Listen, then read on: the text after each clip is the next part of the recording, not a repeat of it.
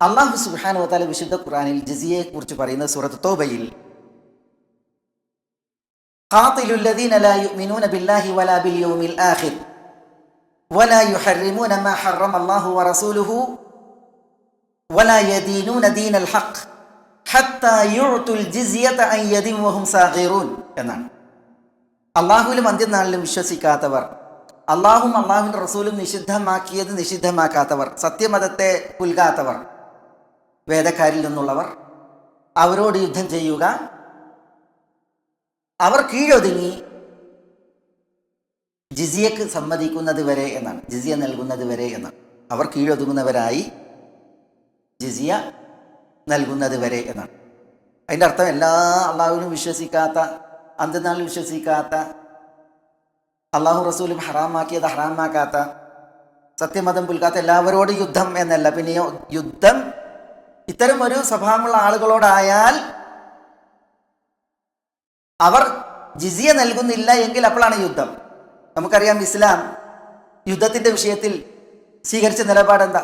ഒരു സൈന്യത്തെ നബി സല്ലല്ലാഹു അലൈഹി വസല്ലം തങ്ങൾ നിയോഗിച്ചയക്കുമ്പോൾ നബി സല്ലല്ലാഹു അലൈഹി വസല്ലം തങ്ങൾ സൈന്യത്തെ വിടുകയാണ്.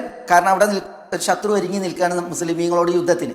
അപ്പൊ നബി സല്ലല്ലാഹു അലൈഹി വസല്ലം തങ്ങൾ ആ സൈന്യത്തിന് നേരെ മദീനയിൽ നിന്ന് ഒരു സൈന്യത്തെ വിടുമ്പോൾ അവരോട് പറയുന്നത് എന്താണെന്നറിയോ? ലാ തതമന്നൗ ലിഖാഅൽ അദു എന്നാണ്. ലാ തതമന്നൗ ലിഖാഅൽ അദു, ശത്രുവിനെ യുദ്ധത്തിന് കണ്ടുമുട്ടാൻ നിങ്ങൾ ആഗ്രഹിക്കരുതേ എന്നാണ്. എങ്ങനെയെങ്കിലും ഒരു യുദ്ധം ഇല്ലാതിരിക്കാൻ നബി സല്ലല്ലാഹു അലൈഹി വസല്ലം തങ്ങൾ താൻ നിയോഗിക്കുന്ന സൈന്യത്തോട് പറയുമെന്നാണ്. ലാ തതമന്നൗ ലിഖാഅൽ അദു, ഒരു യുദ്ധത്തിന് സൈന്യത്തെ കണ്ടുമുട്ടാൻ നിങ്ങൾ ആഗ്രഹിക്കരുത്. പക്ഷേ ഫൈദാ ലഖീതുമൂഹും ഫസ്ബുതു, നിങ്ങൾ കണ്ടുമുട്ടുകയാണെങ്കിൽ പിന്നെ പിന്തിരിഞ്ഞോടാൻ പാടുള്ളതല്ല, ഉറച്ചു നിൽക്കണം. ഇതാണ് നബി സല്ലല്ലാഹു അലൈഹി വസല്ലം തങ്ങളുടെ നിഷ്കർഷം. വഖാതിലു ഫീ സബീലില്ലാഹ് അല്ലദീന യുഖാതിലൂനകും, നിങ്ങളോട് യുദ്ധം ചെയ്യുന്നവരോട് നിങ്ങൾ യുദ്ധം ചെയ്തോളൂ എന്നാണ്. അല്ലാതെ എല്ലാവരോടും പോയിട്ട് യുദ്ധം ചെയ്യണം എന്നുള്ളതല്ല. ഇങ്ങോട്ട് യുദ്ധം ചെയ്യുന്ന ആളുകളോട് അങ്ങോട്ട് യുദ്ധം ചെയ്യാനാണ്. അതാണ് ഇസ്ലാം പഠിപ്പിക്കുന്നത്. ഫൈൻ ആഖബ്തും ഫആഖിബു ബിമിസ്ലി മാ ഉഖിബ്തും വലൈൻ സബർതും ലഹുവ ഖൈറുൽ ലിസ്സാബിരീൻ. ഇത്തരം ആയത്തുകളൊക്കെയും പറയുന്നത് എന്താണ്? ഇങ്ങോട്ട് പ്രത്യാക്രമണം ഉണ്ടായാൽ അങ്ങോട്ട് ആക്രമണം തത്തുല്യമായി എന്നുള്ളതാണ്. അപ്പൊ ഇവിടെ അള്ളാഹുവിലും അന്ത്യനാളിലും വിശ്വസിക്കാത്തവരോട് യുദ്ധം എന്ന് പറയുമ്പോൾ എല്ലാ അമുസ്ലിമീങ്ങളോടും യുദ്ധം എന്ന് വായിക്കാൻ പാടുള്ളതല്ല. വിശുദ്ധ ഖുർആൻ ഈ ഒരു വചനം പറഞ്ഞതുപോലെ തന്നെ വേറെയും വചനങ്ങൾ പറഞ്ഞിട്ടുണ്ട്. നബി സല്ലല്ലാഹു അലൈഹി വസല്ലം തങ്ങളുടെ കൽപ്പനകളുണ്ട്. പിന്നെ നബി സല്ലല്ലാഹു അലൈഹി വസല്ലം തങ്ങൾ ഇതെങ്ങനെ പ്രയോഗവൽക്കരിച്ചത് എന്നും നമ്മളിവിടെ മനസ്സിലാക്കേണ്ടത്. പക്ഷേ ഒരു ശത്രുസേനയോടൊരു യുദ്ധമുണ്ടായാൽ അവരുടെ മുമ്പിൽ അവതരിപ്പിക്കേണ്ട ഒരു വിഷയമാണ്, നിങ്ങൾ ജിസിയ തരികയാണ് എങ്കിൽ നമുക്കതിൽ സന്ധിയാവാം, യുദ്ധമില്ലാതെ പിരിയാം എന്നുള്ള വിഷയം.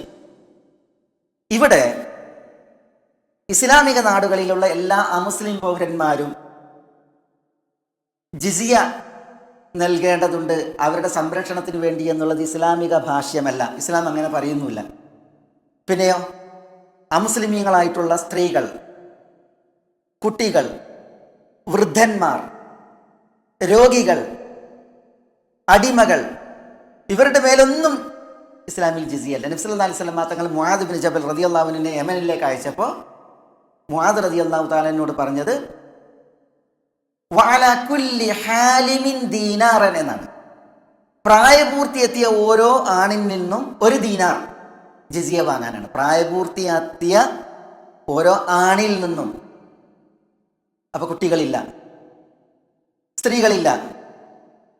ഉമർ റളിയല്ലാഹു തആല അൻഹു പറഞ്ഞു വഅൻ തുഫ്റദ അലാ മൻ ജറത് അലൈഹിൽ മൂസ, പ്രായപൂർത്തിയെത്തിയവരുടെ മേൽ ജിസിയ ചുമത്തണം. വഅല്ലാ തുഫ്റദ് അലൻ നിസാഇ വസ്ബിയാൻ, കുട്ടികൾ, സ്ത്രീകൾ, അവരുടെ മേൽ ജിസിയ ചുമത്തപ്പെടാവതല്ല. ഉമർ റളിയല്ലാഹു തആല അൻഹു ഉമറാഉൽ അജ്നാദിന് തൻ്റെ നിർദ്ദേശങ്ങൾ എഴുതി അയക്കുമ്പോൾ എഴുതിയേക്കാറുള്ള വരികളാണിത്. നമ്മൾ ചരിത്ര ഗ്രന്ഥങ്ങളിൽ, ഹദീസ് ഗ്രന്ഥങ്ങളിൽ വായിക്കുന്നത്. ഇമാം അൽ ഖുർത്തുബി തഫ്സീറുൽ ഖുർത്തുബിയിൽ ഖാല ഉലമാഉന, ഞങ്ങളുടെ ഉലമാക്കൾ പറഞ്ഞു എന്ന് പറഞ്ഞു ഉലമാഇന്റെ ഒരു ഇജ്മാ എന്ന പോലെ ഉദ്ധരിക്കുന്ന ഒരു വചനമുണ്ട്. അതെന്താ?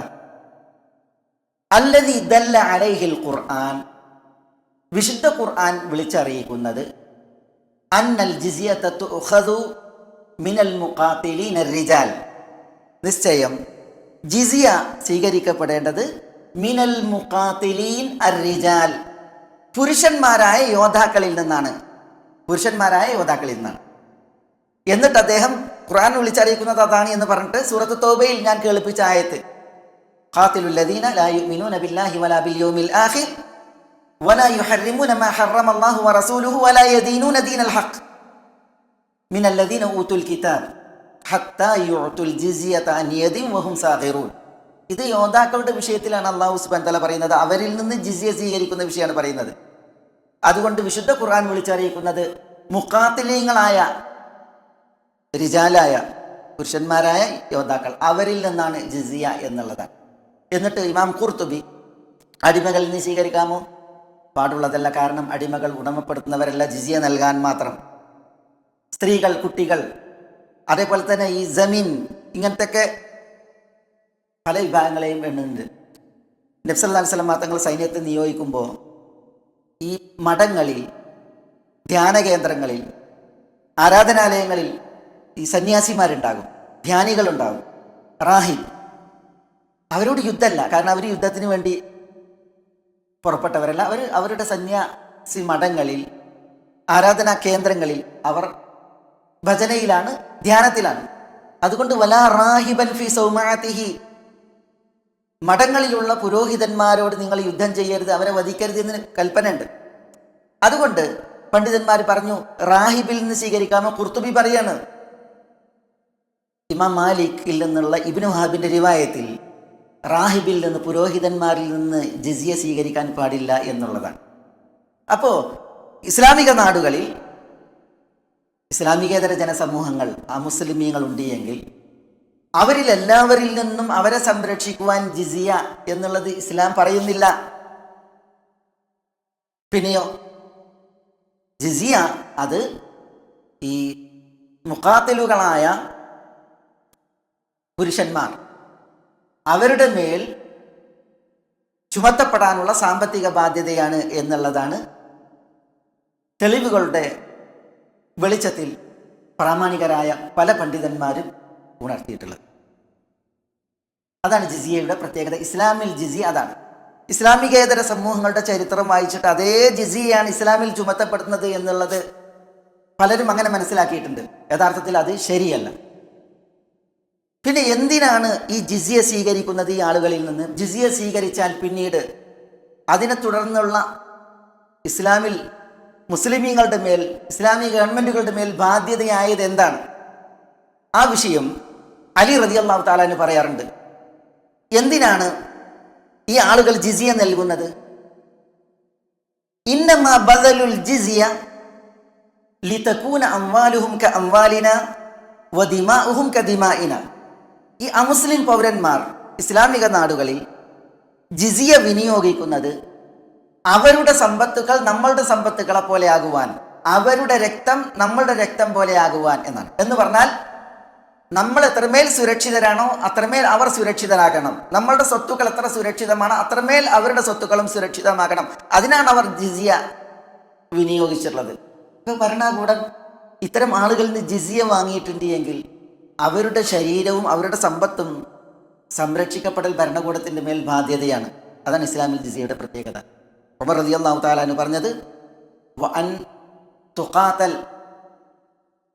മിൻ വറാഇഹിം, ജിസിയ നൽകിയിട്ടുണ്ട് എങ്കിൽ പിന്നെ അവരെ സംരക്ഷിക്കാൻ യുദ്ധം ചെയ്യേണ്ടി വന്നിട്ടുണ്ടെങ്കിൽ യുദ്ധം ചെയ്യപ്പെടണം എന്നുള്ളതാണ്.